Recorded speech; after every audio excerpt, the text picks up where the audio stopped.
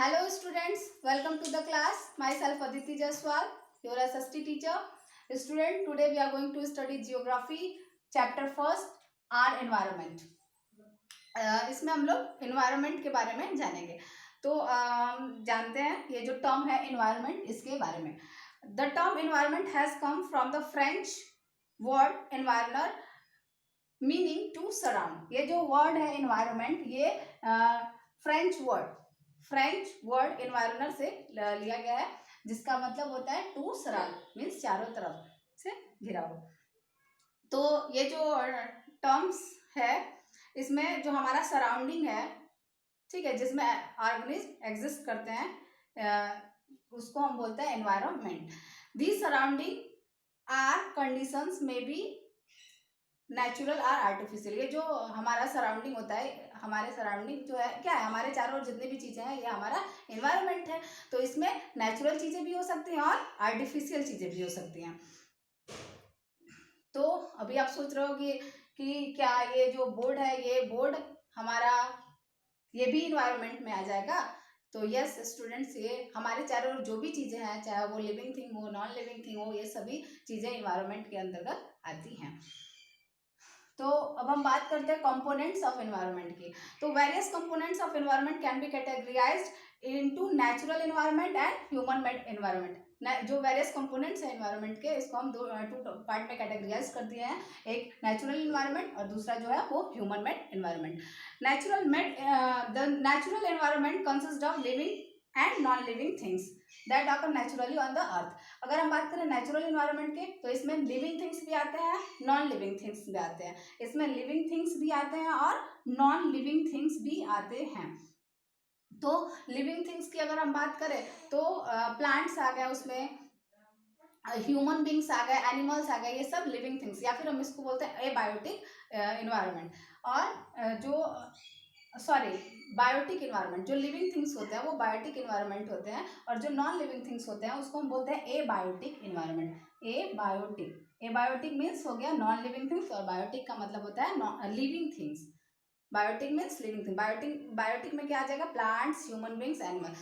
और अगर हम बात करें एबायोटिक की, तो एबायोटिक में क्या आ जाएगा आपका? लिथोस्फेयर लैंड आ जाएगा, हाइड्रोस्फेयर वाटर आ जाएगा, एंड एटमॉस्फेयर एयर. ये सब आपका नॉन लिविंग थिंग्स है, यानी कि एबायोटिक एनवायरनमेंट है. और लिविंग थिंग्स जो है वो आपके बायोटिक एनवायरनमेंट है. तो नेचुरल एनवायरनमेंट में हमारा बायोटिक और एबायोटिक दोनों तरह के एनवायरनमेंट आते हैं.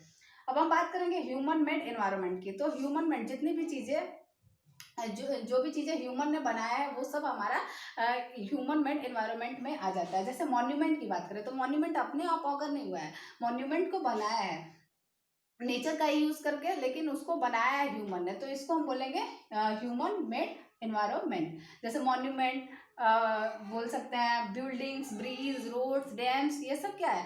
ये सब आपका ह्यूमन मेड एनवायरनमेंट है, इसको ह्यूमन ने बनाया है.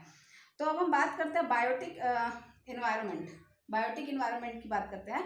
यहाँ पे 3 रिल्म्स है या 3 स्फीयर्स है, जिसको हम बोलते हैं lithosphere, hydrosphere and atmosphere. Lithosphere यानी कि लैंड पार्ट, हाइड्रोस्फेयर यानी कि वाटर पार्ट जो है उसको हम बोलते हैं हाइड्रोस्फेयर. लिथोस्फेयर यानी कि लैंड पार्ट. एटमॉस्फेयर यानी कि जो एटमॉस्फेयर जो है हमारा एयर, उसको हम बोलते हैं एटमॉस्फेयर.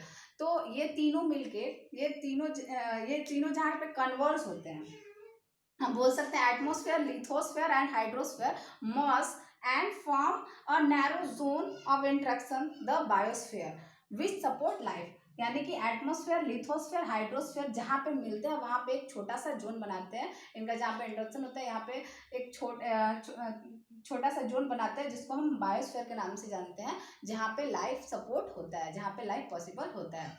क्योंकि स्टूडेंट्स, अगर हम बात करें लैंड, केवल हमें लैंड दे दिया जाए तो क्या हम जीवित रह पाएंगे? नहीं. केवल हाइड्रोस्फीयर वाटर रहे तो हम जीवित रह पाएंगे? नहीं. तो हमें जीवित रहने के लिए ये तीनों कंडीशन चाहिए, लैंड चाहिए, वाटर चाहिए और एयर चाहिए. ये तीनों जहाँ पे मर्ज होते हैं उसी को हम बोलते हैं बायोस्फीयर. देयरफॉर इसीलिए हम बोल सकते हैं कि बायोस्फीयर जो है, ये जो बायोटिक इन्वायरमेंट है, इसमें अबायोटिक इन्वायरमेंट भी बहुत ज़्यादातर आते हैं. द बायोस्फीयर इज स्प्रेड, अगर हम बात करें बायोस्फीयर कहाँ से कहाँ तक फैला हुआ है, तो ये फैला हुआ है, अगर हम बात करें सी लेवल, तो सी लेवल के ऊपर में भी पाया जाता है और सी लेवल के नीचे में।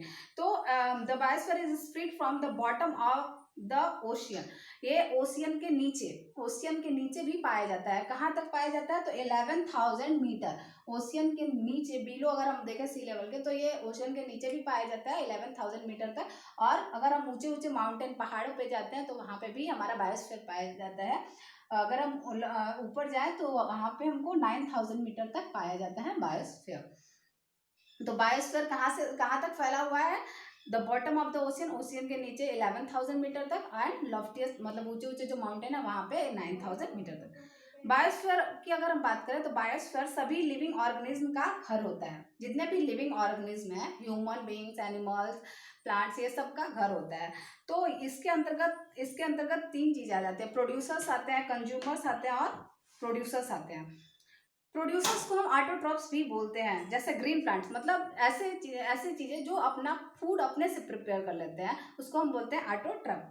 तो प्लांट्स जो होते हैं वो प्रोड्यूसर्स होते हैं, जिसको हम ऑटोट्रॉप्स भी बोलते हैं। जैसे ग्रीन प्लांट्स क्या करते हैं, ग्रीन प्लांट्स अपना फूड खुद बना लेते हैं, किसका यूज करके, तो वाटर का यूज करके, कार्बन डाइऑक्साइड का यूज करके और सनलाइट का यूज करके।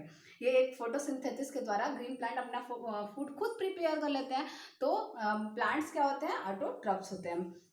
Most of the living things, ज़्यादातर जो लिविंग थिंग्स हैं वो या तो डायरेक्टली या फिर इनडायरेक्टली डिपेंड करते हैं प्लांट्स पे अपने फूड के लिए।